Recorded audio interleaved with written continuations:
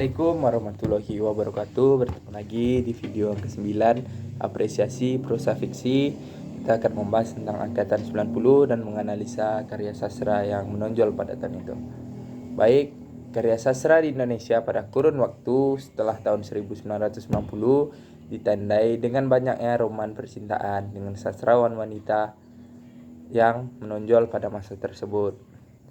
Karya sastra Indonesia pada masa angkatan ini tersebar luas di berbagai majalah dan penerbitan umum. Sebetulnya, pada angkatan 90 ini belum benar-benar dikatakan sebagai angkatan. Namun, karena banyaknya pengarang yang menciptakan suatu karya-karya pada tahun 90-an, disebutkan bahwa adanya angkatan itu. Kecenderungan dominan dari penyairnya itu lebih menyodorkan unsur estetik di antara kerumunan tema-tema sosial yang menghinggapi generasi penyair 90-an. Semakin banyak karya-karya sastra yang diterbitkan tanpa ketakutan apapun. Banyaknya roman percintaan, mulai memunculkan masalah gender, dan mulai muncul sastrawan wanita yang menonjol.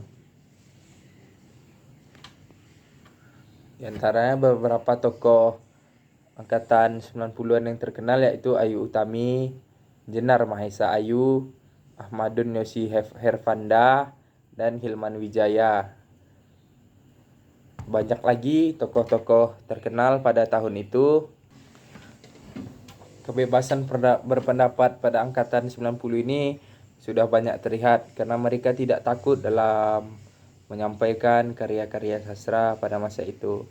Di samping menampilkan sajak-sajak peduli bangsa, istilah yang diusung Rubik, budaya republika, dan karya-karya reformasi yang anti pendinasan, gandrung keadilan, bahasa kebenaran, muncul pula fenomena kesetaraan gender yang mengarah ke woman lips, sebagaimana tercermin dalam karya-karya Ayu Utami dari komunitas sastra Teater Utan Kayu, Jenar Mahesa, Ayu Dewi Lestari. Pada era yang bersamaan, berkibar bendera Forum Lingkaran Pena dengan tokohnya HTR Helvi Tiana Rosa yang berobsesi mengusung sastra pencerahan, menulis bikin kaya. Masa penempaan dapat mewadahi kehidupan sastra Indonesia pada tahun 1965 sampai 1998 dengan alasan pada masa itu terjadi pemapan berbagai aspek kehidupan sosial, ekonomi, politik, pers, dan sastra. Pada masa itu, ilmu sastra Indonesia tampak semakin mapan di Fakultas Sastra, penelitian makin marak di mana-mana, dan penerbitan pun terbilang berlimpah ruah. Memang ada juga pembatasan dan penekanan di sana-sini, tetapi secara keseluruhan berkembang mapan. Masa pembebasan dapat mewadahi kehidupan sastra Indonesia setelah reformasi Mei 1998 dengan alasan telah terjadi kebebasan bersastra yang hasilnya masih diuji oleh sejarah, sebagai contoh roman-roman Pramudia Anantatur dan sejumlahnya ternyata sekarang dapat diterbitkan tanpa ketakutan apapun. Baik, kali ini saya akan menganalisa unsur intrinsik pada novel Lupus. Baik, pada novel Lupus ini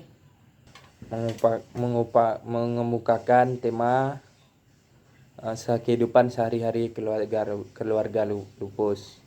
Latar tempat pada cerita ini yaitu rumah Lupus, lapangan, jalan raya, rumah Windy, dan toko elektronik, rumah Ubu, rumah Happy, sekolah Lupus.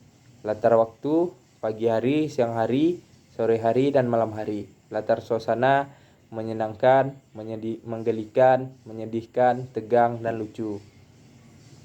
Penokohan Lupus memiliki penuh ide, pandai, lucu, mudah bergaul, lulu, kekanak-kanakan, Papi hemat, tegas, baik hati, Mami penyayang anak dan bijak, Pepno menyenangkan, Iko lucu menyenangkan, Ewel minder, Happy baik hati, Windy penyayang, Kiki kekanak-kanakan, Ubu baik hati dan ramah. Alur yaitu progresif. Dan amanat dari novel tersebut adalah bagian terpenting dalam sebuah kehidupan. Sayangilah keluarga dan teman-temanmu karena merekalah yang selalu ada ketika kita membutuhkan bantuan.